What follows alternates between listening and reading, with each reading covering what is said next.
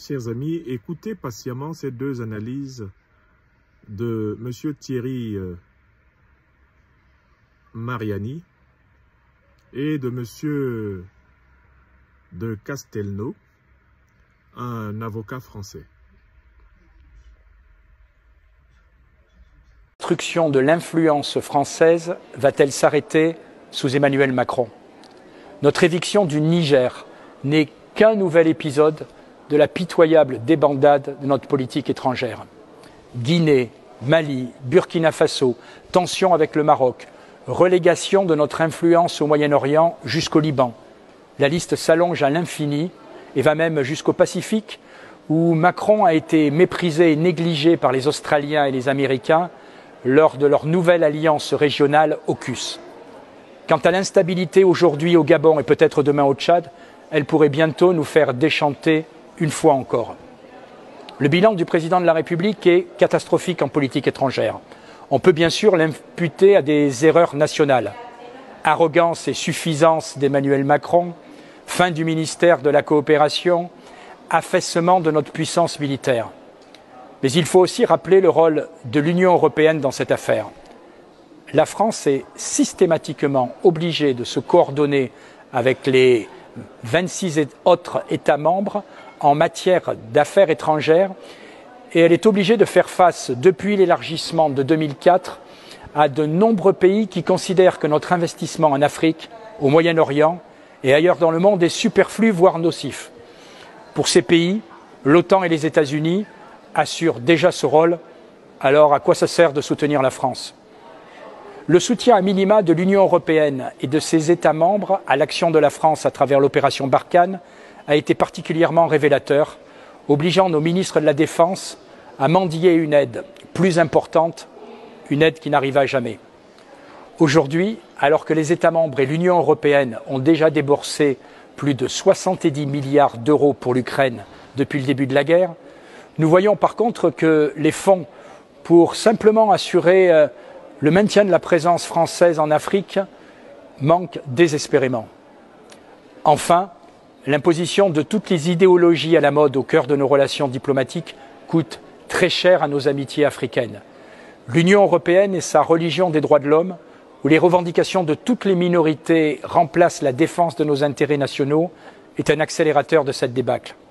En politique étrangère, Macron a tout raté et l'Union européenne l'a bien aidé.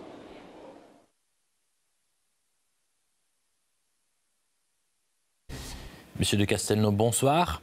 Bonsoir. Alors, pourquoi cette proposition du président français de discuter donc la stratégie française en Afrique et au Sahel dans le Parlement? Y a-t-il quelque chose qui ne va pas selon vous?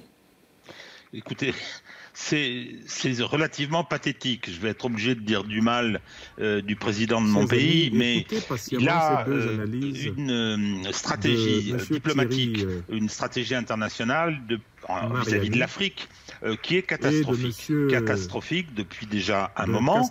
On se rappelle de voyages qu'il avait fait au cours desquels il avait été humiliant. Je me rappelle du président du Burkina Faso, plus récemment, c'était avant le coup d'État, plus récemment le président du Congo-Kinshasa. Et aujourd'hui, la France cueille les fruits de ce comportement. Il y a une situation qui est une situation néocoloniale. Vous avez cité le cas de Paul Biya ou de Sassou Nguesso. Il y avait Omar Bongo qui vient d'être renversé par une révolution de palais d'ailleurs.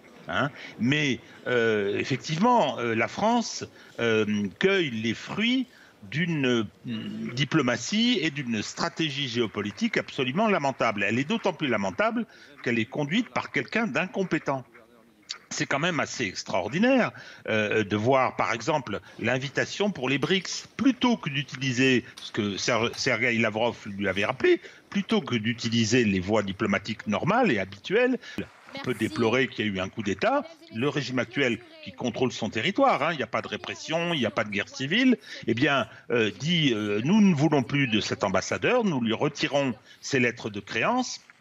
Par conséquent, il doit partir. Et il va partir. Et pareil pour les troupes françaises. Donc on commence la reculade et on commence l'évacuation. Alors j'ai fait ce petit préalable pour dire et pour à quel point cette demande de débat avec le Parlement est pathétique.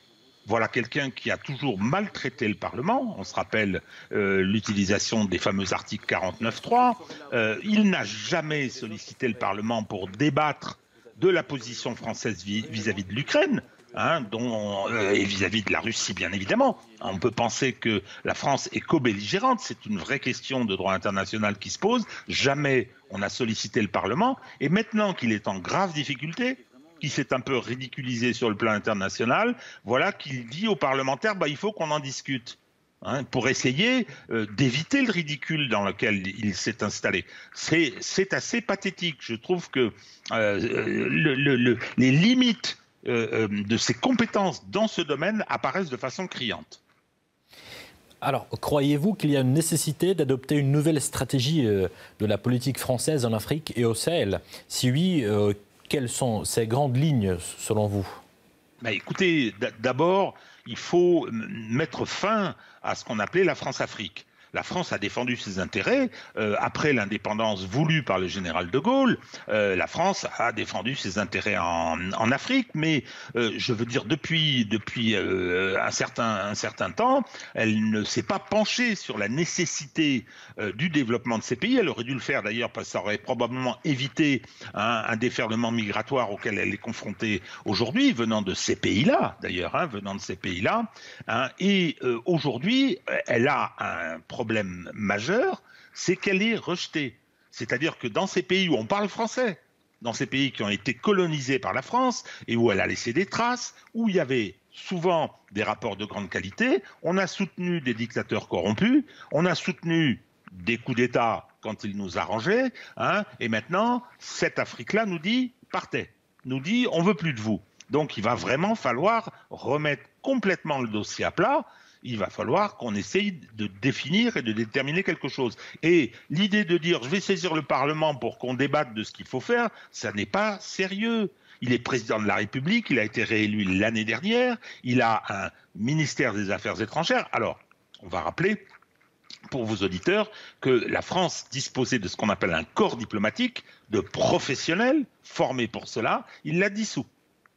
Il l'a dissous et aujourd'hui, le spectacle de l'amateurisme du président lui-même, mais qui est relayé par ses collaborateurs, saute aux yeux. Donc, est-ce qu'il faut changer de stratégie? Évidemment. Évidemment, il faut changer de stratégie. Il faut aller discuter. Avec les Nigériens. Enfin, écoutez, un coup d'État, oui, mais les foules sont dans la rue, il n'y a eu aucune opposition à ce coup d'État, il semble qu'il soit bien accepté par la population. La question, c'est comment est-ce qu'on en sort et quelle coopération on met en œuvre avec ces pays, qu'est-ce qu'on leur propose, et puis surtout, prenons en compte ce monde qui change. Prenons en compte ce monde qui change. J'entendais dans votre présentation de journal les déclarations de Macky Sall, que la France soutient d'ailleurs, le président du Sénégal, disant on veut que l'Union africaine, qu'il préside, actuellement c'est une présidence tournante, l'Union africaine soit membre du G20. C'est une grande nouveauté. Et c'est bien. Et puis quand on voit ce qui se passe évidemment avec les BRICS, la place de l'Afrique du Sud, l'entrée prochaine de l'Éthiopie, avant peut-être l'Algérie. L'Algérie c'est l'Afrique aussi. Donc je pense qu'il est temps que la France prenne en compte